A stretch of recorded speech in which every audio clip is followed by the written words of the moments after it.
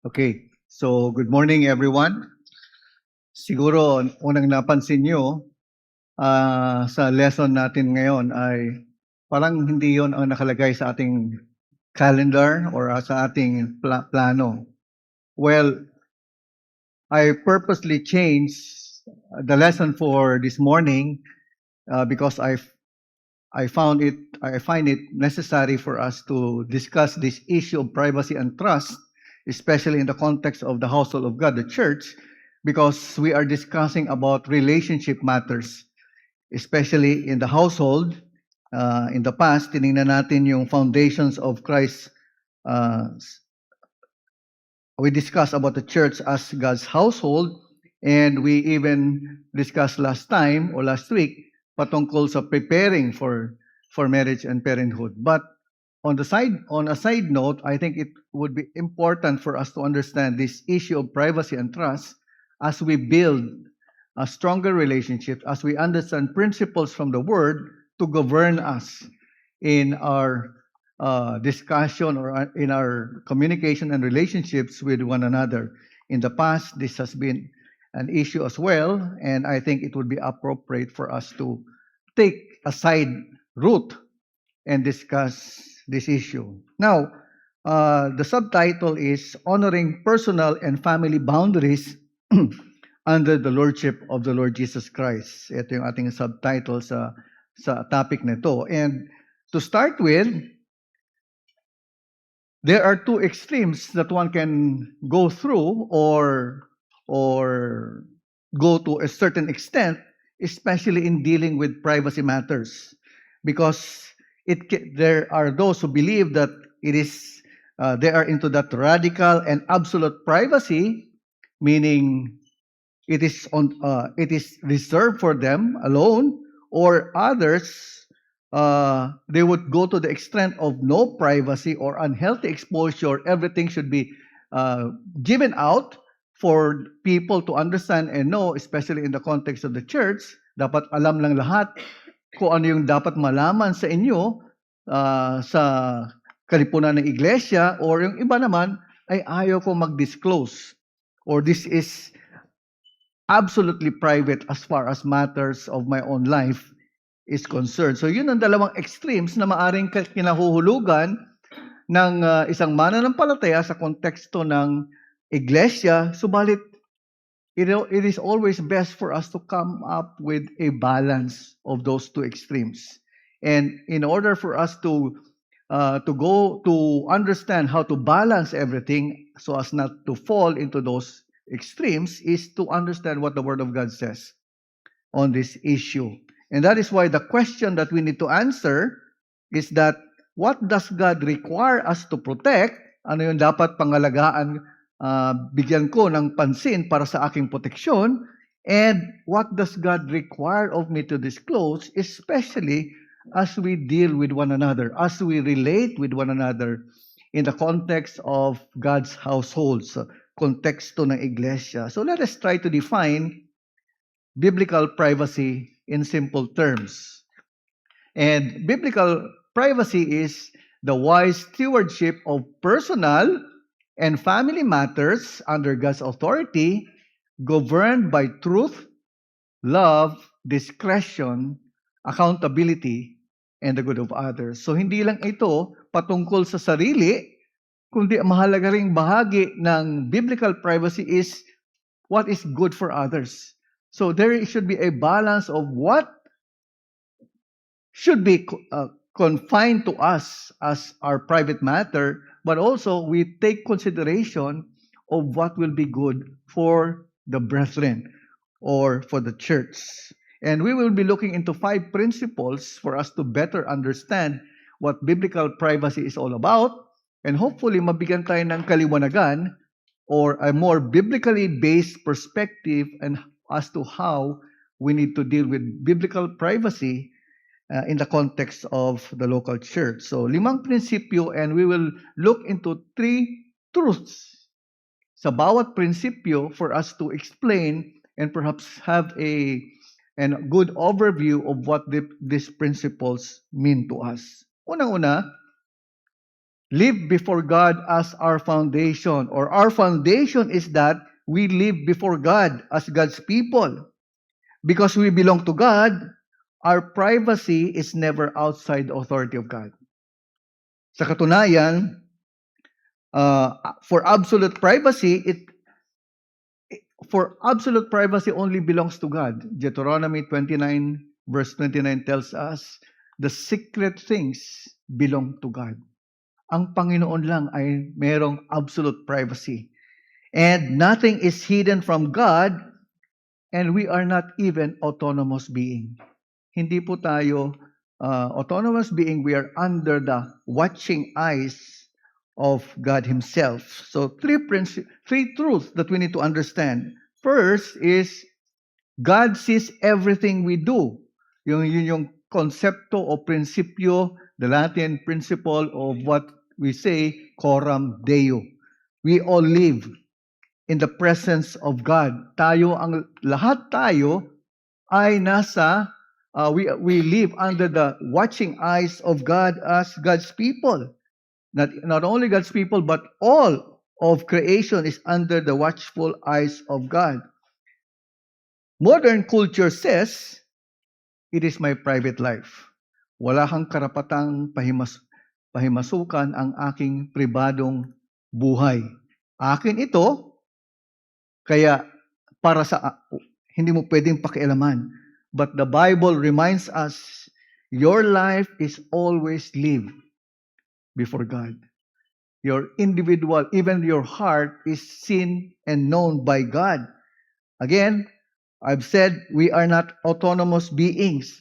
Our motives, conversations, secrets, thoughts are not hidden before God, according to Hebrews 4:13. And no creature is hidden from His sight, but all are naked and exposed to the eyes of Him to whom we must give account. All creatures, all humans are to give account before the all-seeing God. And nothing is hidden before God. As Thomas Watson says, God's eyes is ever upon us. Hindi tayo 24/7, every waking hour, God sees us and we are known by God. The second truth is, we belong to God, not ourselves. Privacy, therefore, cannot mean nobody has the right to speak into my life. Yun yung isang dapat maunawaan natin. The Christian belongs to Christ and willingly lives under His Word. 1 Corinthians 6:19-20 reminds us that, according to Paul, or do you not know that your body is the temple of the Holy Spirit within you, whom you have from God? You are not your own, for you were bought with a price, so glorify God in your body. Ang buhay ng isang mananampalataya ay sa Panginoon. In fact, it says there, you were bought with a price, the blood of Christ Himself. And that is why you are not your own, you are the Lord. And that is why you do not belong to yourself, you are living for Christ Himself. John Calvin, in his Institute, remind us, we are not our own masters. We are servants. We are God's people. And we serve the interests not of our own, but of our Savior and Master, the Lord Jesus Christ. And so he says there, and when he started his study on Christian denial, according to Calvin, he started this with the foundational truth. Christians must live for God rather than making themselves the final authority over their lives. Yun yung inumpisa ni Calvin sa pagtuturo niya ng self-denial. We should live for God and not to make ourselves as the final authority. And the third truth that we need to understand is God's knowledge gives us peace, not fear. Anong ibig sabihin diyan?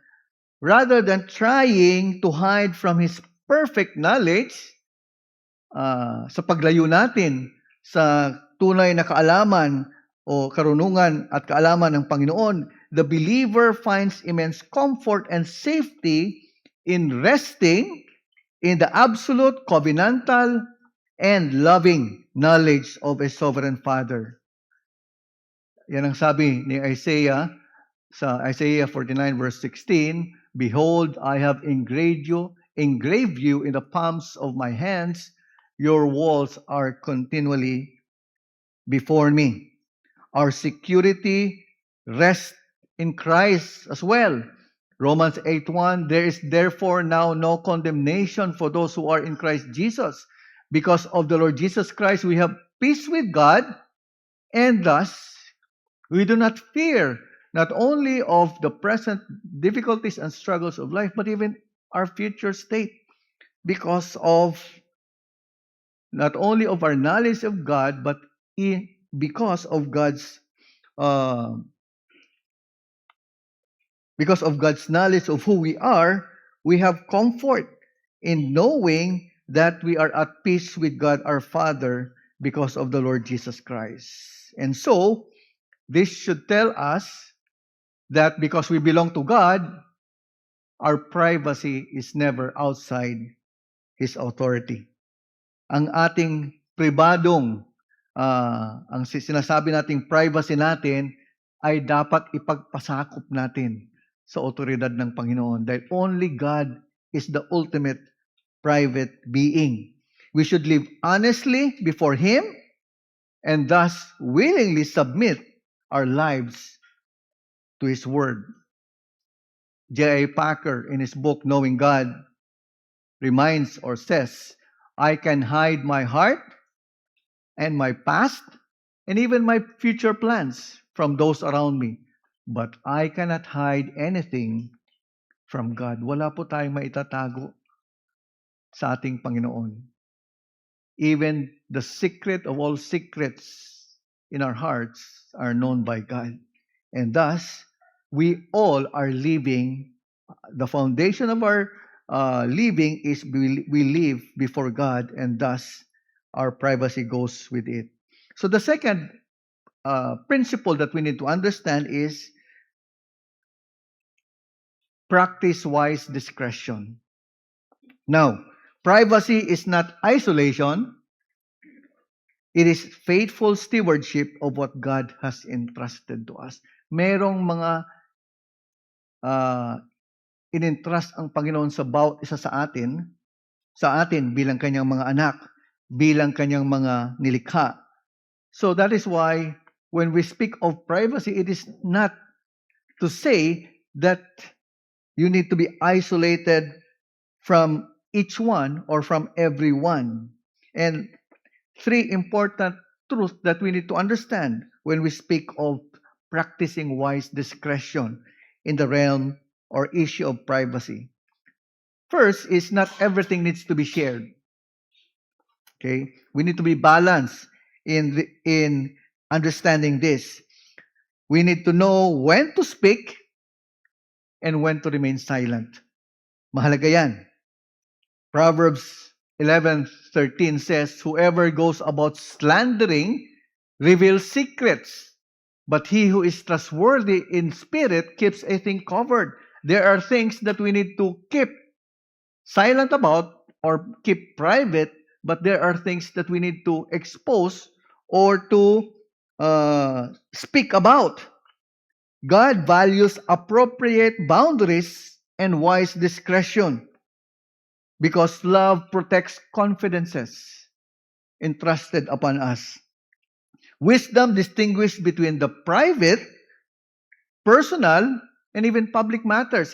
Maging ang ating Panginoong Jesus, hindi lahat ay ibinigay niya ang lahat ng mga pagtuturo at katotohanan sa iba't ibang klaseng tao. He reserved certain truths for His disciples, which were not relayed or taught to the ordinary people during His time. And that is why we need to distinguish between what is private, what is personal, and what should be a public matter. Siguro ang tatanungin natin, what do you refer to appropriate, what does appropriate privacy includes? Perhaps example is confidential counseling. kami ng mga pastor, we have counseling sessions with members or even friends, and there will be those personal matters that will be discussed during the counseling session, and that should remain private. Or it can be marital conversations. Kung ang mag-asawa may mga sensitive marital talks or discussion, it is for them, for their own purpose and for their own consumption. Financial details, medical information for some which they believe will be reserved for their own purpose and private usage. Personal struggles shared with trusted believers. Marahil mayroong mga kapatiran na nagbibigay sa inyo, nagsishare sa inyo ng mga impormasyon na pang-pribado, at kung sa inyo lamang yan ay ibinahagi, you have to protect those information entrusted upon you as a matter of trust. And the Puritan emphasis of this is a Christian does not reveal everything he knows simply because he knows it. Diba? Maingat tayo sa mga bagay na binabanggit natin o binabahagi natin. And we need to have a distinction. We need to understand these three distinctions. Privacy is that some things are appropriately kept personal. Yun ang ibig sabihin natin ng privacy. Pag sinabi natin confidentiality, these are some things entrusted to us, tulad ng aking binanggit kanina, then they should be protected. Confidential information. But secrecy, some things are hidden because we do not want others to know. May mga ganong bagay, secrecy, mga bagay na hidden from us. And the third can be legitimate, yung secrecy can be legitimate, or can be sinful depending on what is hidden and why. Pag ang tinatago, mamaya pag-uusapan natin yung ano yung bagay na hindi dapat maging secret. There are things that would be questionable in the matter of secrecy. We need to understand what those information are. And so we need to know this distinction for us to be wise in our discretion in sharing information. Second, privacy is different from isolation.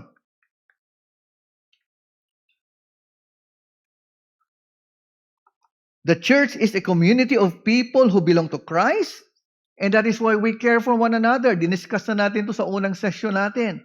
That's why all will have a role to play in building a healthy church, because we come here as not only individuals but even families. And so, Christian privacy should never become a question or a statement that says, nobody can ask me anything. Hindi po tama na sasabihin ng isa na hindi maaring ako'y tanungin ng sinuman patungkol sa aking pribadong mga bagay. Ang sabi ni Richard Baxter, to retire from human converse into solitude can become dereliction of duties God has given us. Ang sinasabi niya dyan, Jesus teaches us to have a private life with God, but never teaches us to live an isolated life from God's people. Maaari kang may mga bagay na pang-pribado para sa iyong buhay. Subalit, hindi tinuturo ng Panginoong Yesus na ikay lumayo o magsarili ng iyong buhay malayo sa mga anak ng Diyos. Kaya nga po, mahalaga ang pag-aanib sa isang iglesia. In fact, a believer who professes to have faith in the Lord Jesus Christ and refuses to be a part of a local church is disobeying the plan of God. In fact, that is the first challenge for every professing believer or Christian. The question is, are you a part of a local covenanted church? Because God designed the church for you to belong, to be a part of, not only for your good, but for you to be useful for the kingdom, for the advancement of the kingdom, and for your good in your walk of sanctification or life of holiness. And Hebrews 10:24 says, we should not forsake the gathering of ourselves together. And Proverbs 27:17 reminds us that it is where we sharpen one another as God's people. Thirdly, trust requires faithful handling of information. We need to keep professional and relational trust intact or confidences intact. And it is a matter of Christian faithfulness.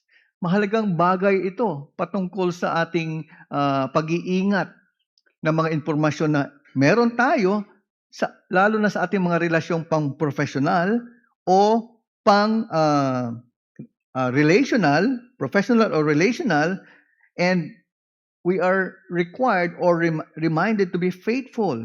True integrity requires us to keep the secrets of those we serve or even counsel close, provided they do not directly dishonor God or endanger the community.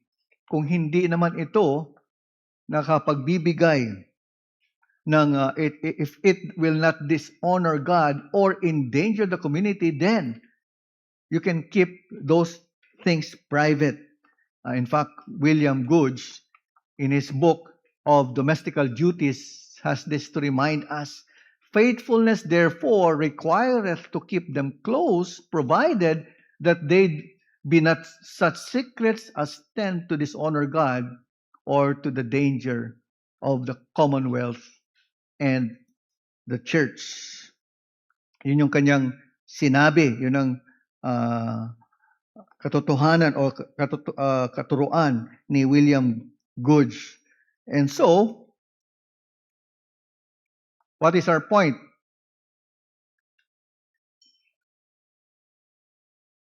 Because we bear God's image, we protect appropriate boundaries and guard entrusted confidences. A trustworthy Christian knows what to share, what to keep, and when to speak. Meron tayong matuto tayong magkaroon ng ganong discretion sa ating mga relasyon o sa ating pakikitungo at pakikipag-usap sa bawat isa. Privacy is a legitimate, God-ordained boundary that protects the dignity of the individual, the intimacy of marriage, lalo na sa mag-asawa, and the order of the family. Mahalaga po ang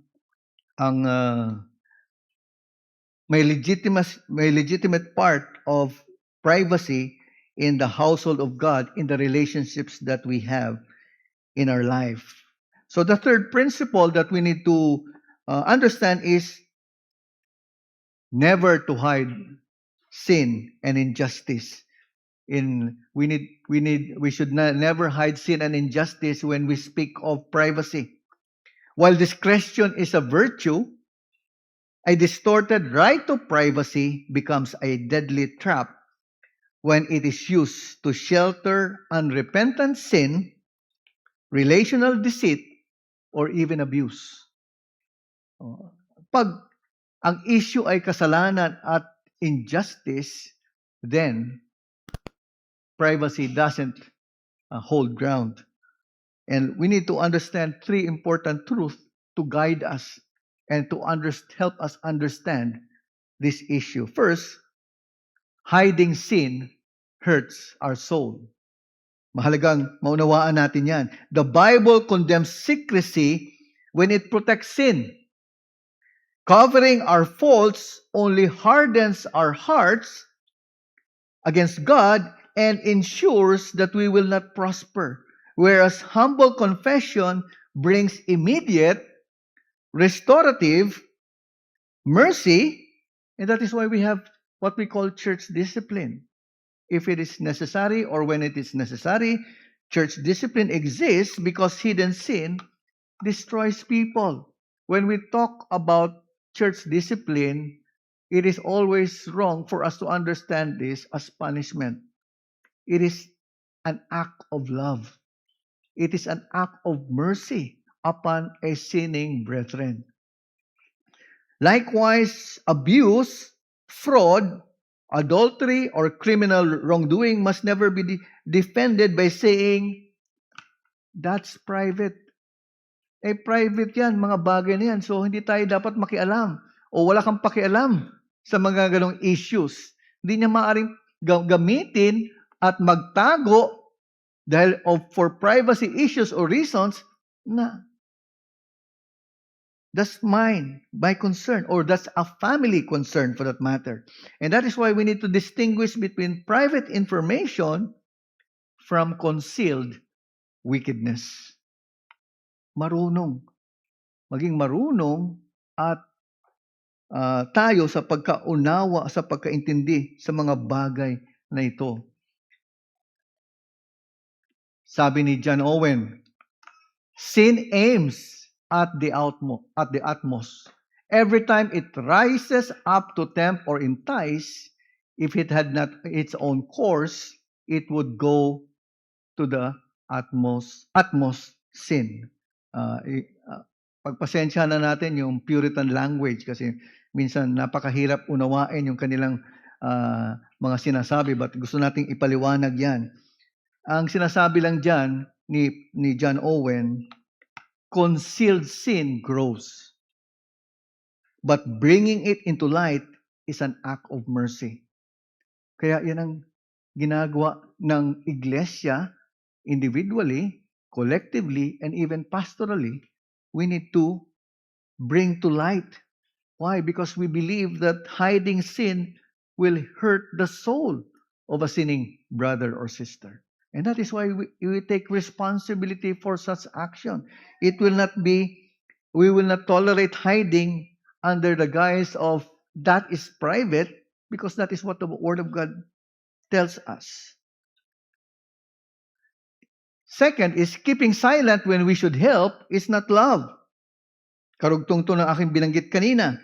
Remaining quiet about a spouse or a child or a brother's sin to avoid personal discomfort or hassle is not a loving action, but a self-protective choice that lets sin fester in the dark. Minsan, tinatago natin yung mga kasalanan within the family, among friends, and within the confines of the very people close to us. And it can be between even between spouses. And but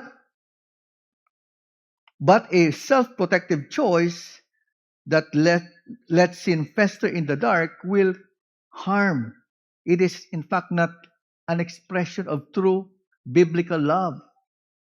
As David Tripp says, we are silent not because we love our spouse, but because we love ourselves. And we do not want to put ourselves through something uncomfortable. And so when we fail to bring such things into the light, they fester in the dark of our own sinful heart. Yun. Kung ang tunay na pag-ibig, he's speaking here about a relationship between spouses, between the husband and the wife, and illustrating it in this manner. Ang sinasabi lang dyan ay lalong lalala yan pag hindi mo, pag pinabayaan mo hindi mo maisiwalat o hindi mo dinil ang isang pagkakasala in a way that would be biblical, and thus it will not be an act of love. Thirdly, the gospel frees us from the fear of being exposed, because Christ's blood has already covered every sin. We could even confess. Believers are freed from the pride and fear that caused them to run and hide because of a facade of privacy. Sa katunayan, mas malaya tayong ipahayag o tumalikod sa pagkakasala because of the work of Christ. Because of Christ's blood shed on Calvary's cross, we can confess our sin and seek forgiveness and even be restored because of the gospel. Dahil sa pangako ng kapatawaran sa ating kasalanan, dahil pinagbayaran na yan ng Panginoong Yesus. We should not fear of being exposed, but rather bring our concerns to Christ. And again, Paul David Tripp has this to say, when we really do believe that His grace has already covered anything we may have to confess and given us power for every change to which we may need to commit, we will not be afraid of living in marriages that are open and honest. Mahalaga ito sa one of the closest of relationships is between the husband and the wife. Because of the grace of God upon us, we can be open as couples, as spouses, and discuss. We can be honest with our struggles, difficulties within our relationship because of the grace of God given to us. And that is an encouragement. That is what the Bible demands of us or desires for us. And we do not need to hide away from the facade of what is called the privacy.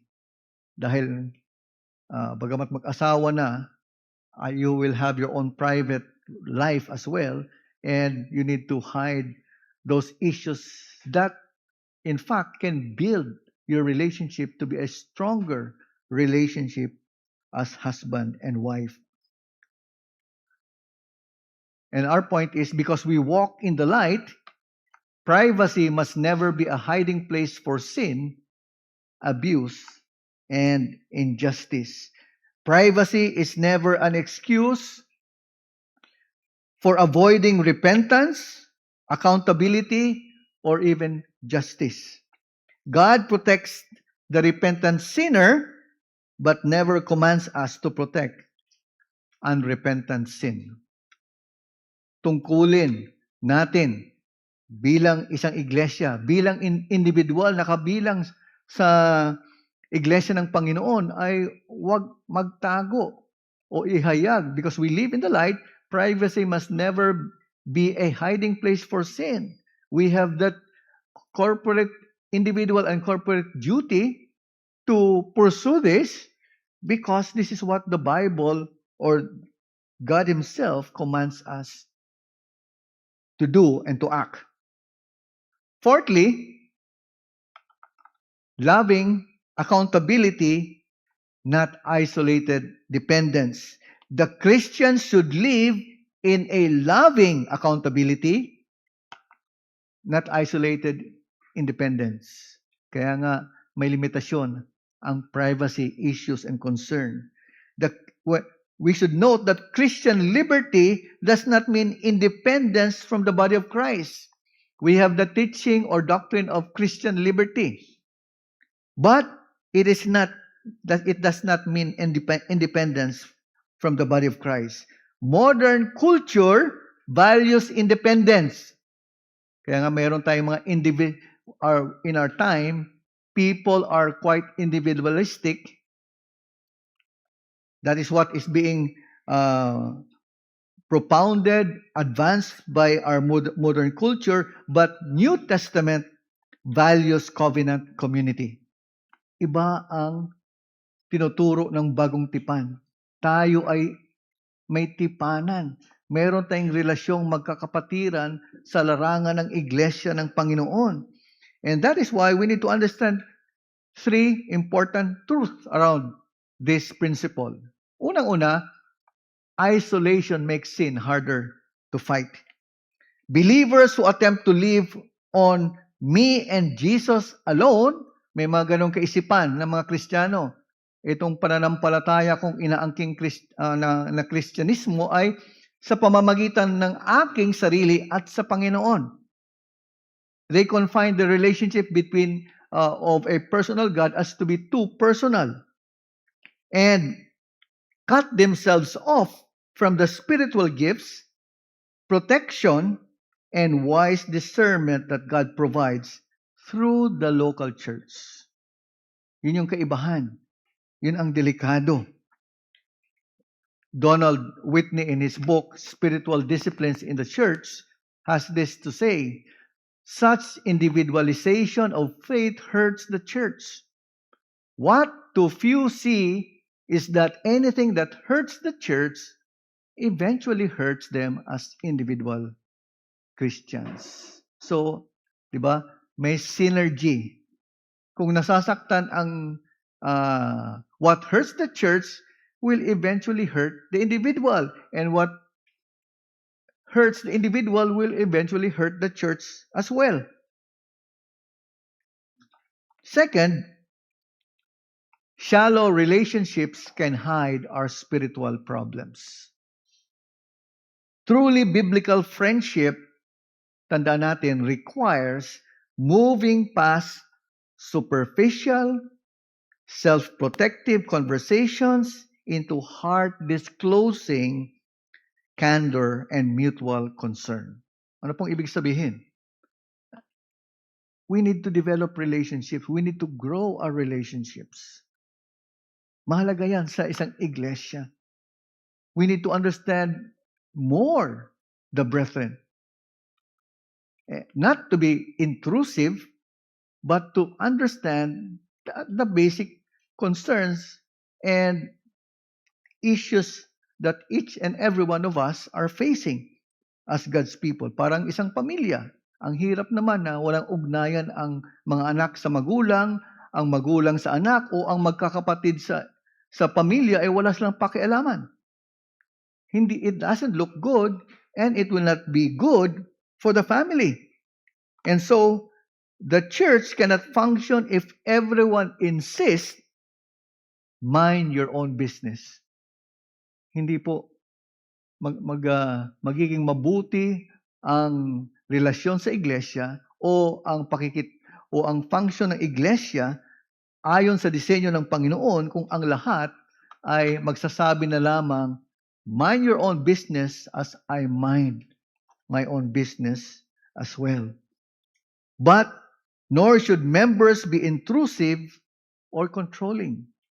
So, again, we need to balance and understand those extremes that people have at the back of their minds, or misunderstanding that they have at the back of their minds.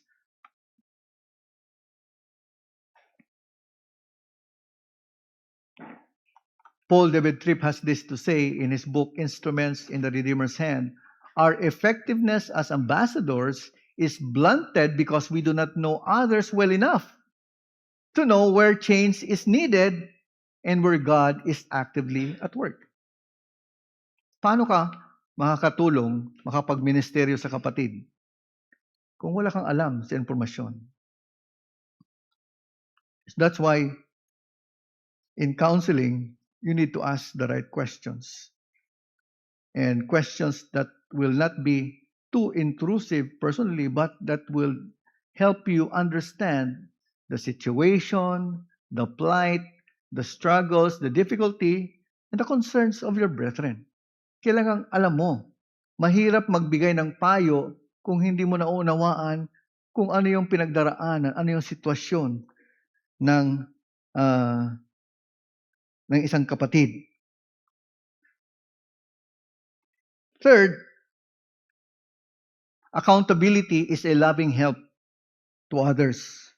Submitting our lives to the searchlight of scriptures through the eyes of trusted brothers and sisters help us to break through the blinding deceitfulness of our own hearts. We know that verse, Jeremiah 79, the heart is deceitful above all things. Even our own hearts can blind us of our real state.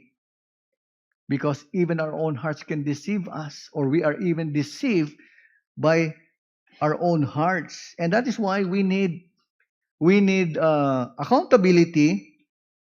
Helps us or Accountability helps us in expressing that love to help others. We submit our lives to the searchlight of scriptures, which will be used by a brother or a sister as they minister to us lovingly. And we understand, and that is why Dietrich Bonhoeffer has this to say: he who is alone with his sin is utterly alone. Wise Christians cultivate relationships where trusted brothers and sisters may lovingly bring sin into the light with the fellowship of believers. Kung ikaw lang ang mag-isa, sino ang katulong mo upang tulungan ka na puksain o patayin ang iyong natitirang kasalanan? We all know and understand that though we are believers, there is still that struggle of remaining sin. And because those remaining sins should be dealt with according to scriptures, who will bring before our face and mirror the truth of God's word before us, but our brethren, in a loving way. It is an expression of love. And that is why, because we are in a household together, we grow in holiness and not in spiritual isolation. Hindi pwedeng nag-iisa ka. Tayo ay nilagay for a purpose in a church. Sanctification is fundamentally a community project. You will not grow in your Christian life, in your life of holiness, kung mag-isa ka. That is not possible. And that is not God's plan. Not an isolated, privatized endeavor. God did not design His children to operate as self-absorbed, independent agents. Instead, He has placed us in a covenant body where mutual accountability, person-to-person care, and pastoral oversight are necessary for spiritual survival. Tungkulin din yan. Merong isang office sa iglesia na may ganong specific na task or duty, and that is the pastoral office. But individually, we also have the duty, may tinatawag tayong person-to-person ministry. In our daily conversations, in our fellowship, we make use of that for accountability. For us, for loving accountability, not isolated independence. But lastly, last principle is love determines disclosure. Ano ba ang nagtutulak sa atin upang ibahagi natin ang mga impormasyon na nararapat? Mga impormasyon na dapat malaman sa ating mga relasyong magkakapatid. Ang tumutulak sa paglalahad ng mga impormasyon na yan ay pag-ibig. Love us, will sharing this help? Diba? Iisipin mo yun. Kung meron kang pag-ibig sa kapatiran, sa kapwa mo, ang una mong iisipin, will this help? Will it protect? Will it unnecessarily harm another? And tatlong katotohanan ang dapat nating isipin. Love actively covers the weaknesses of others. Believers must never delight in spreading or magnifying the flaws or infirmities of their spouses, parents, or brothers in Christ, but should seek to conceal them as far as good conscience will allow. Ibig sabihin, siguro naman hindi naman tayo nagiging masaya na pinag-uusapan, pinagpipiestahan natin sa kwentuhan o binabahagi natin na natutuwa pa tayo sa mga kahinaan at mga nakalagay dyan, infirmities, flaws and infirmities of our family member or even of our brethren. in the church. Listen to or remind ourselves of what Joseph did when Mary was conceiving by the Spirit, na meron siyang sa kanyang sinapupunan na merong anak sa pamamagitan ng Espiritu. Anong ginawa ni Joseph? Matthew 1:19. Her husband Joseph, being a just man and unwilling to put her to shame, resolved to divorce, speaking of Mary, quietly. Ayaw niyang mapahiya. Ayaw niyang masira ang puri ni Maria dahil paano siya magbubuntis kung hindi pa naman sila kasal o wala pa namang physical contact between Joseph and Mary in the bond of marriage. Joseph, being a righteous man, protected the integrity of Mary. And we find there that he tried to resolve the issue quietly, not at the expense of a sister, or a wife-to-be. Kasunod dyan, Joseph, the succeeding verses, Joseph will change his mind because the Spirit will explain to Joseph what the situation will be all about. But at that instant, knowing the predicament of Mary, he was there to protect the interests of his wife-to-be and a sister in Christ. So, gayon din tayo. Mahalaga sa atin yan na hindi natin ipapahiya, hindi natin magiging kumpulan ng kwentuhan ang mga kahinaan at maging kakulangan upang maipahiya natin ang ating kapatid. Second, gossip pretends to care but exposes harm. It is a destructive counterfeit of biblical care. Ang gossiping, relaying someone else's struggles to individuals who are neither part of the problem nor part of the solution, does not restrain sin. It merely destroys trust and feeds a self-righteous spirit. So ano ang payo sa atin sa salita ng Panginoon? Start with the smallest circle. When we go back to Matthew 18, which governs the principle of dealing with relationship issues or sin issues, we start with a one-on-one. Di ba? Doon ka mag-uumpisa. Between you and him alone. Resolve it. Do not gossip it to others. Resolve it among yourselves because that is a private matter that you have to deal with someone. And then, you progress when it is necessary and when it is needed between 2 or 3 and before the church. Paul David Tripp has this to remind us, if you are trustworthy, you would not think of saying anything to others that you hadn't first said to your spouse. And you wouldn't say it to others unless they were part of the problem or positioned to be part of the solution. The context here is between the husband and the wife. If you have an issue with your spouse, talk straight to your spouse. You don't share it to others. You don't you don't make kwento with others. And yung person you are concerned with is the person that you need to deal with. One-on-one. Minsan, alam na ng ibang tao o ng labas ng pamilya o ng sino man, pero hindi pa alam ng iyong partner o ng iyong asawa.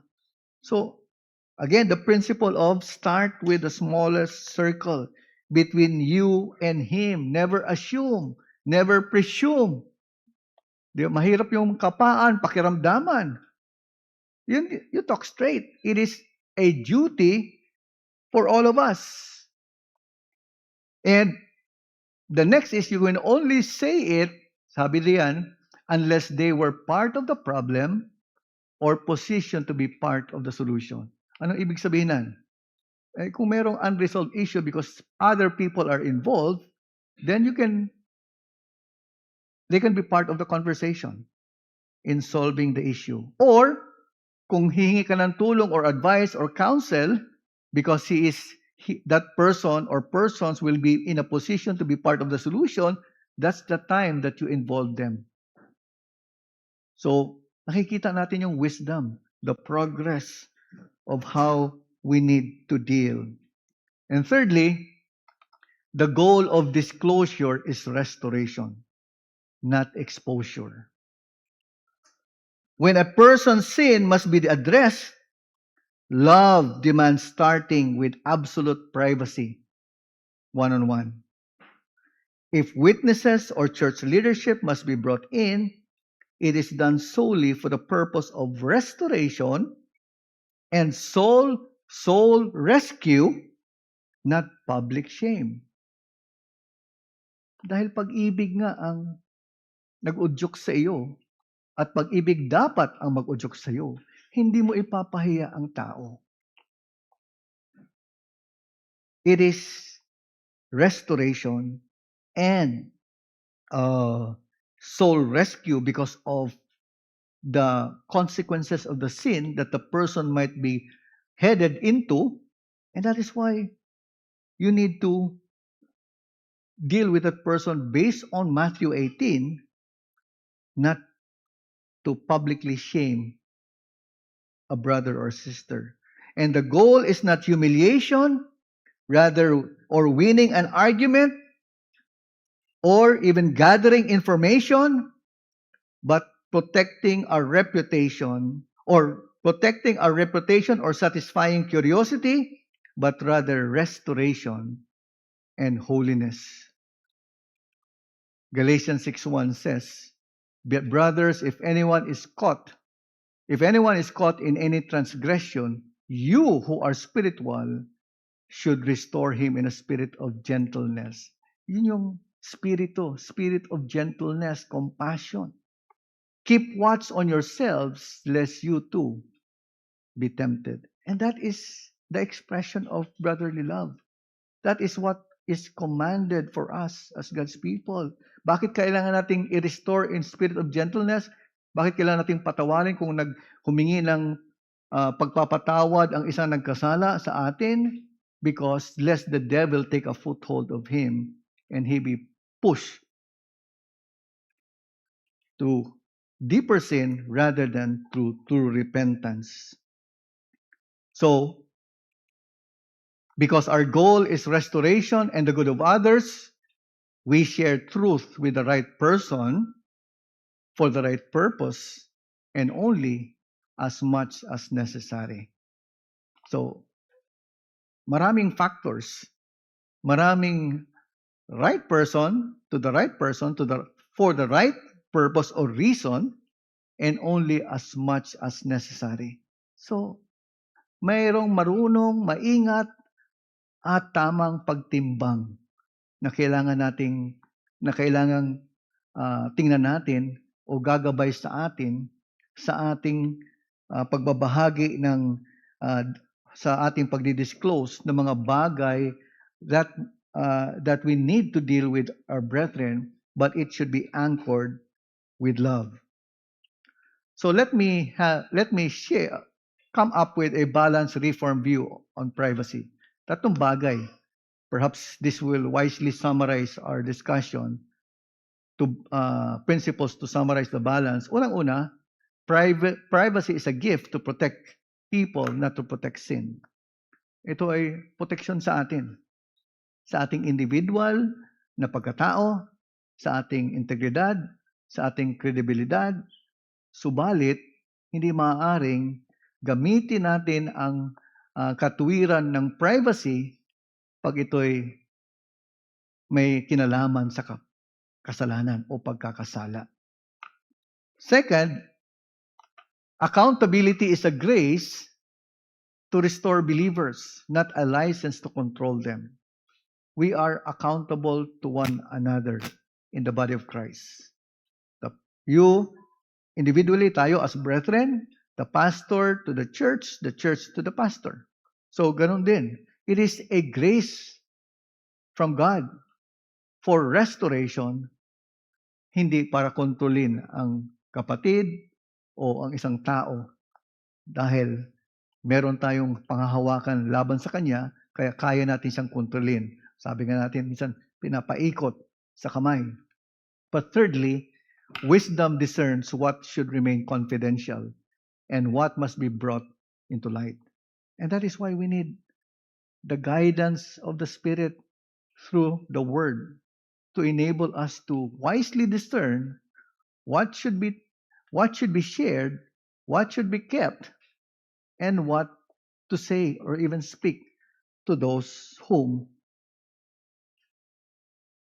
we call as brethren in the body of Christ.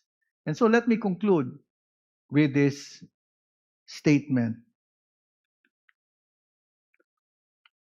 God's household is where trust is carefully preserved, personal boundaries respected, and lives are lived with open-hearted transparency and mutual submission. And so may this be a help or a guide to us as we seek to understand how to discern or to biblically apply the so-called privacy issues that we have individually and collectively as a church, because mahalaga ito sa ating pakikitungo sa bawat isa. Sa ating mga pagpupulong, sa ating pag-uusapan, sa ating mga relasyong that we need to grow and develop, we need to understand these principles. And I hope and I pray that with these principles, this can be a basis or a help for us to guide us as we have a biblical understanding of privacy and grow in our trust and respect for one another in what we call the household of God as the church. So that ends our lecture. So any question? Baka may gusto pang sumulat or magkumopya dyan. Sige, I'll bring back the slide for your consumption. Any thought? Tita Te, please. Medyo salamat sa mensahe. Medyo nabuksan ako ang mata ko tungkol sa privacy na pati ang Panginoon ay inaalagaan. Subalit, may mga katanungan mula sa kapatiran para ma-disclose mo yung ano ang approach natin do sa mga katanungan na hindi mo naman ibinibigay yung bagay na yun. Kaya lang, nagtatanong sila, alangan namang magsinungaling ka. Ano ang magiging approach natin sa mga katanungan ng mga kapatiran tungkol sa iyong private life? Kasi may mga ganun na tatanungin ka para lang ma-elicit nila yung mga bagay na hindi alam ng sanlibutan. Kasi hindi mo naman sinasabi, bakit mo naman ipagkakasasabihin sa kanila? So, ano ang approach sa mga tao na nagtatanong para ma-elicit nila yung iyong private life? I think marami pong I'm thinking of how to answer it in the best way possible. Kasi unang-una, kung we do not have a closer relationship with someone, it would not be easy for us to disclose more private information. So that is why it will take time for us to disclose sensitive or more private information unless we are comfortable with the person. So isa yan. That's why slowly but surely we need to have a growing personal relationship with one another, kasi hindi naman pag hindi mo naman kilala siya kung paano niya tatanggapin yung mga impormasyon na yan, at baka isiwalat pa kung kanino-kanino. And of course, you have the right to withhold those information. But that is why it takes time. It takes time for us to develop relationships. Secondly, it is based on your comfort level mo rin, confidence level mo in sharing those information. And so, it is up for you, and it will take time, and it will be up for you as you move on with the relationship with the brethren to provide those information as we move forward. Siguro tayo, sa church, meron tayong tinatawag na church directory. We have developed or come up with a church directory for us to understand certain information we need from the brethren. Because as we minister to one another, we would have basic facts or information. Na hopefully the brethren will willingly share for the church. And of course, we would like to inform the brethren that it is for the consumption of the church and even for the leadership. Now, if you are not comfortable, then you are given those prerogative to not to disclose, as you may not be that comfortable yet, but in the process of getting to know the church and the brethren, you will be, in the future, we hope and pray that you will be more willing to share information, because we want to understand how to minister more effectively, more faithfully to the needs of the brethren. Yes, Tito, may follow up.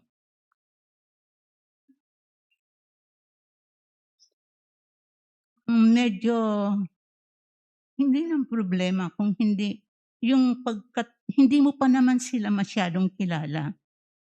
So, kaya lang may mga tanong sila na mag-e-elicit ng private life mo na hindi naman ayaw mong i-share. Kung hindi, it's between God and me yun eh. It has nothing to do with sinful acts or anything that deserve to be looked into by others. Kung hindi, tanong lang na na para lang ma-elicit yung ganong pangangatwiran na ang aking lalo na pag hindi ka pa comfortable. Kasi nangyari ito sa akin mga a year ago or a few months ago na may nagtatanong na ganon. Sabi ko, paano ko ba sasagutin ito? E di sinagot ko siya nang ayon din sa na alam ko. Eh ngayon, hindi ko naman masabi na medyo yata ang Panginoon nga meron ngang sikreto na hindi sa atin nire-reveal. Tapos tayo yung sikreto natin gusto nilang malaman. Ang aking pangunawa, kasi inuunawa ko rin sila, ay yung siguro gusto rin nilang i-compare yung sarili nila sa naging experience ko. Hindi ko alam kung ganun nga ang motibo na So, ganun. Sige po. Kamusta na po moving forward after a year? Naman na unang-una, hindi naman siya yung something na talagang kailangang itago dahil makasalanan.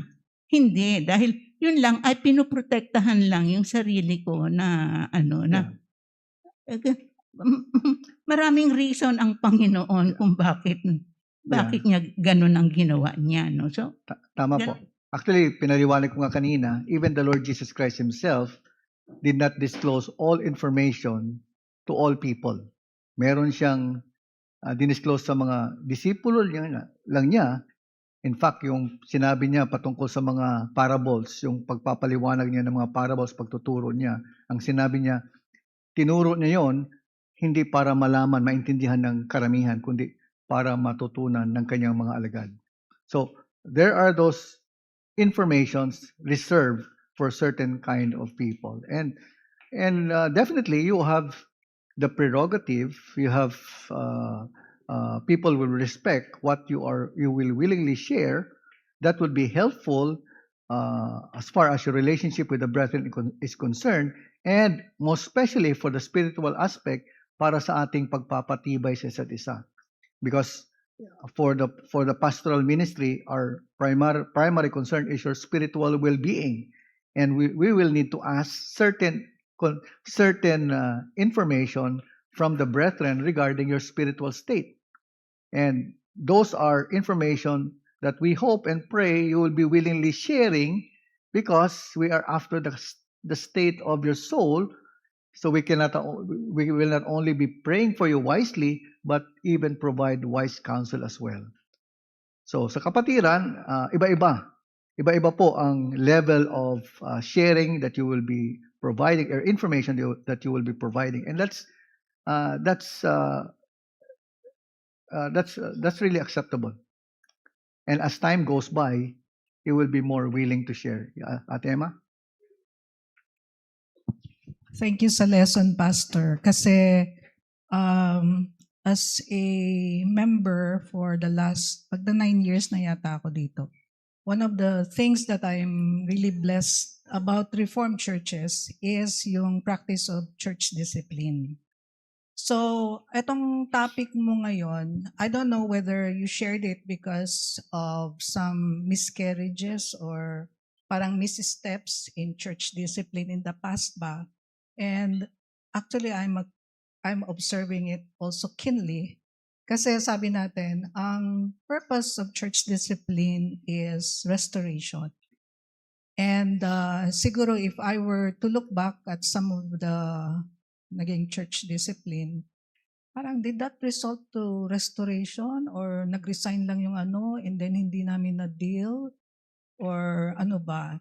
And then yung recent na ano, kaya nga maganda itong topic mo kasi ano ba yung i-disclose, ano ba yung dapat sabihin sa buong congregation, alin ba yung selected lang. And if I look also at the two families who departed, parang may cases sila of church discipline in a sense na siguro that might be one of the reasons they also, parang one of the reasons. And yung sinasabi ni Ate Te, bakit kuminsan hindi natin mo-open? Kasi pwede naman talagang it doesn't have to come to a point na kailangan madisiplin ka pa and then yung elders na yung magdidisiplin sa'yo. Pwede naman kasi in the level of the members, nasasabi mo yung problem mo, nasi-share mo.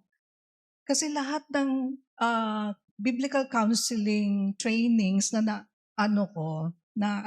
tenan ko, parang sinasabi na the common member is actually equipped to carry on some counseling. Hindi kailangan yung pastor, yung elder, yung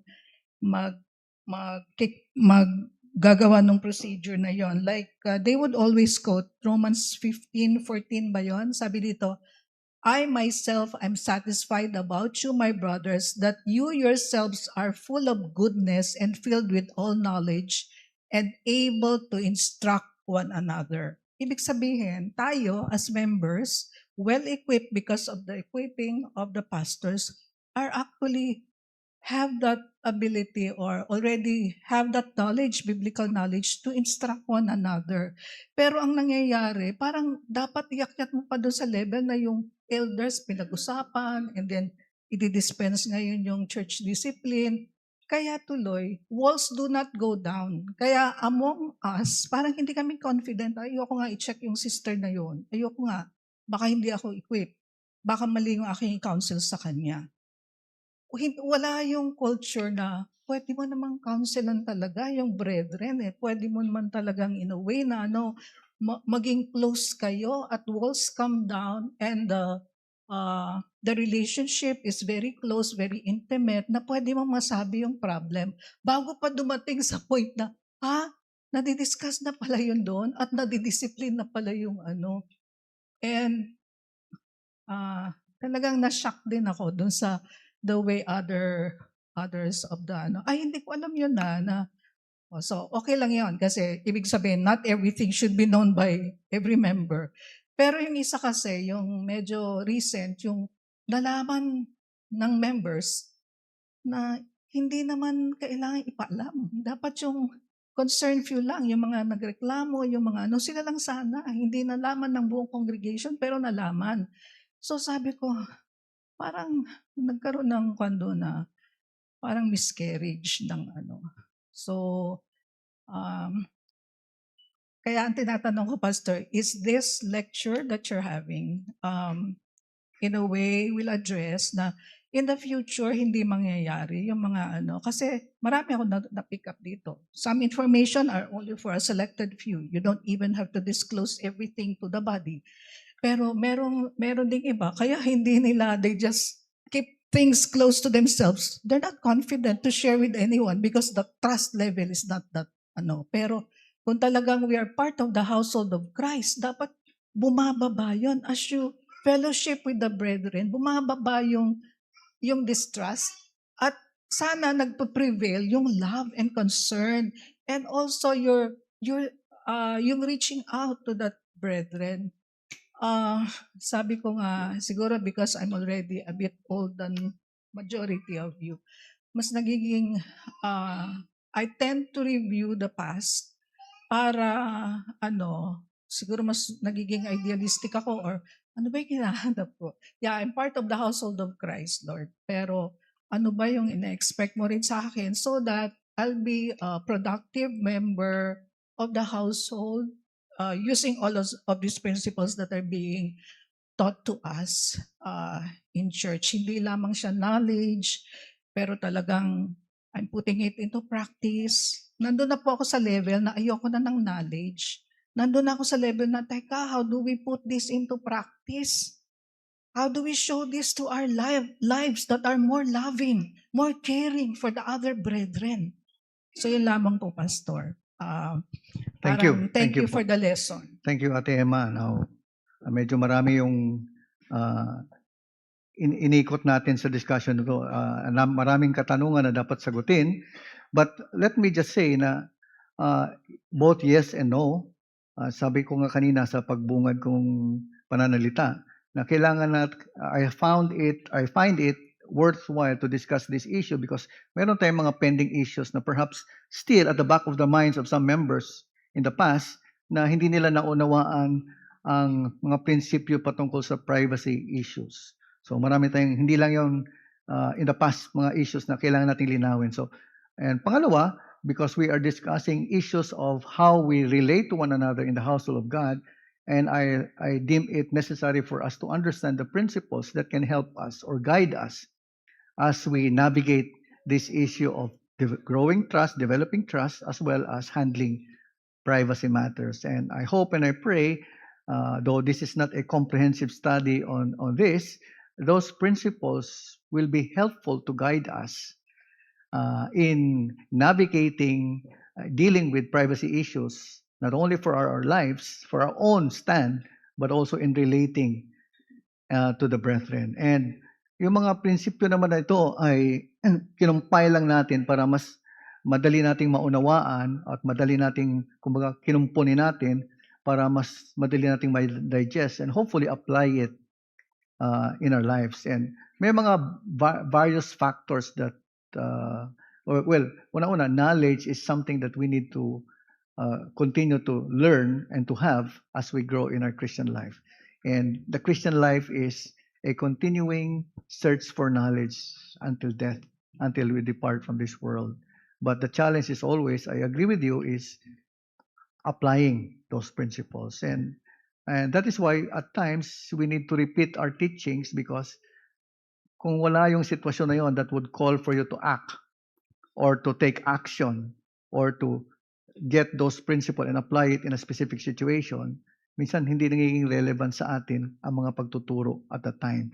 But come a time, a season or occasion where we are pressed with certain situations individually and collectively as a church, then inuulit natin yung mga pagtuturo to refresh our minds how to understand or to apply biblical principles so that we may apply it in the situation that we are or together we are struggling with as the body of Christ.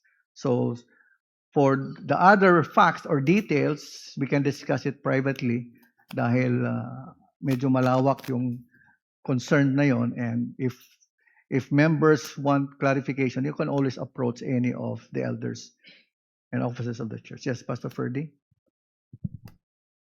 Yan siguro, since ang pinag-uusapan ay focus ng lesson is privacy, siguro we need to be more aware and sensitive din sa mga sinashare natin or mga question natin.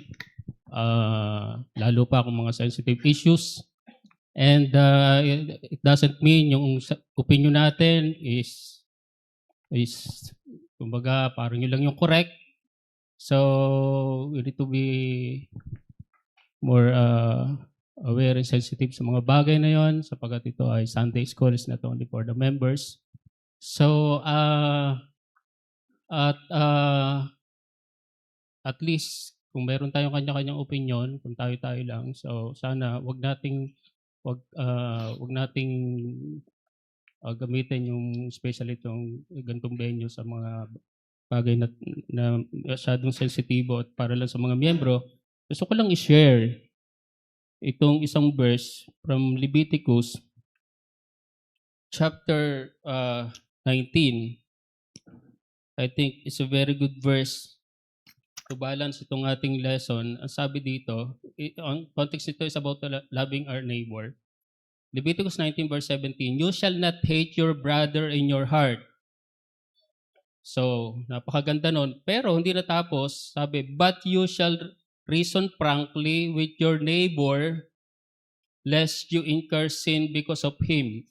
So, wag kang mapuot sa iyong kapatid, pero kung kinakailangan mo siyang sawayin dahil siya nagkasala, ay gawin mo siya. Dahil kung hindi ganon, ikaw mismo ay nagkakasala. Nakikiisa sa kanyang kasalanan. So, that's a very good balance even sa Old Testament na binigay ng Panginoon sa mga Israelita noon. Thank you. Okay, thank you, Pastor Freddy. Sister Jean?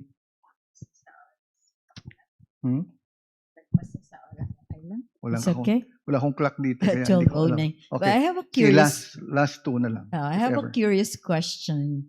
I'm not married, so I don't know what's happening in the household of faith. Dun sa family who are all Christians, yung parents, children, they are Christians. I'm very Christian. curious how much and what's the boundary of privacy of the children sa parents, yung how much information and how much private space is kept by their children. The parents cannot enter that space. Curious lang ako. It's a practical question actually. Thank you. It is a wonderful question. It is a difficult question to answer. Pero ang isang siguro ko pwede kong sabihin is that, of course, we respect boundaries. But ang difference is yung level of authority in the household. So a parent who has authority over a child under their care can extend their reach, specifically if it entails issues of not only discipline, training, correction, to ensure that the children are guided, nurtured, not only spiritually in under the bounds of Scripture, but also meron tinatawag tayong parental oversight and care and concern especially for growing kids. It will vary, perhaps on the judgment of the parent based on the wisdom, the knowledge, but on the spiritual aspect, it follows. It will be the main concern of the parent sa pakikipag-usap or pagbibigay niya ng certain amount of privacy sa kanyang mga anak. But for toddlers or young, definitely ang unang pagtuturo sa mga young kids, 5 years old and above, is basically respect for authority. So, pagdating sa privacy, wala sila. Their privacy is under the scrutiny of the parents because they are still not discerning and wise in case of in their judgment. But for Christians, meron ng certain leeway. And of course, it will vary from the state of spirituality of the child. Kahit na bata pa siya sa edad, ngunit bagamat Kristiyano siya na tinatawag, hindi mo masasabi na they can be discerning at all times in the way that they behave or respond or act as believers. So I think the parents should really have that understanding of the state of the child, and it will come in the certain activities that you do in the home, family worship, yung kanilang spiritual disciplines of prayer and study of the word. I think that is the more important thing that the parents must oversee and ensure that children are growing in their spiritual disciplines para sa kanilang mga kaluluwa. But other issues, it will vary based on the parents' appreciation of the maturity, intellectual ability, and of course, capability of the child to understand and apply his Christian faith. Ako, that's any thought from any other parent who can possibly share? Private space. Okay? Yeah, one more before we close, Carol.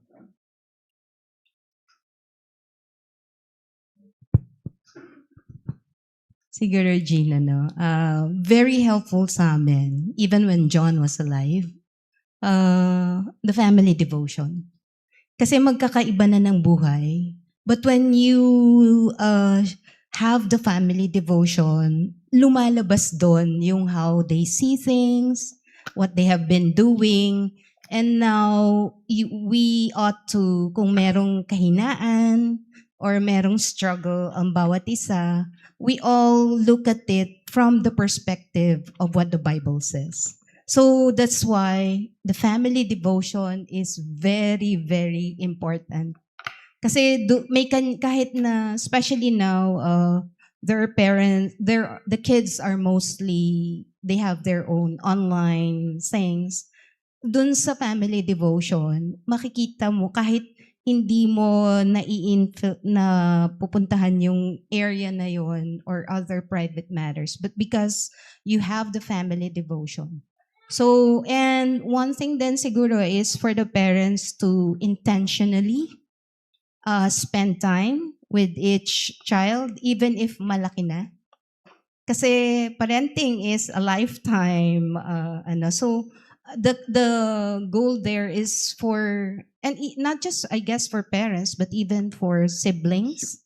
The goal there is to really seek their growth in their personal relationship with Christ, with God.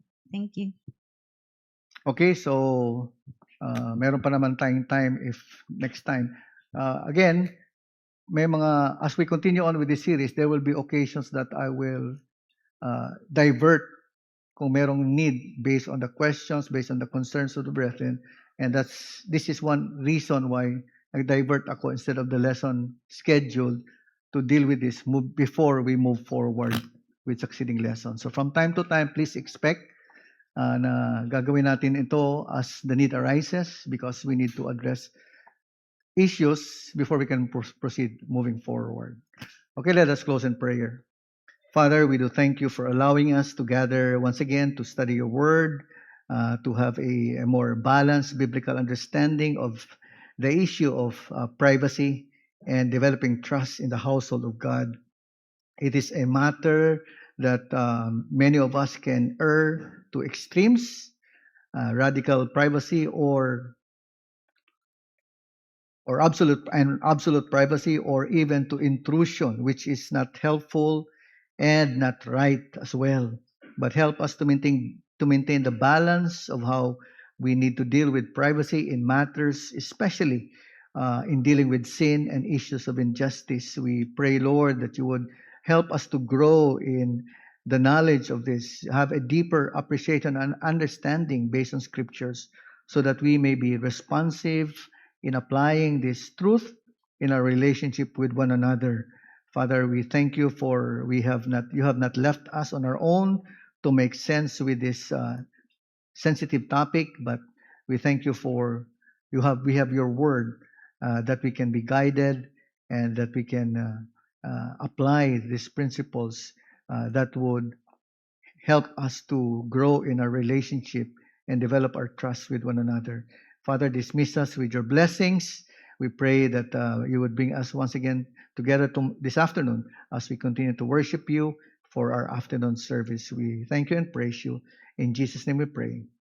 Amen. So maraming salamat sa ating mga bisita, and we hope you can also continue to join us and be with us in our afternoon worship.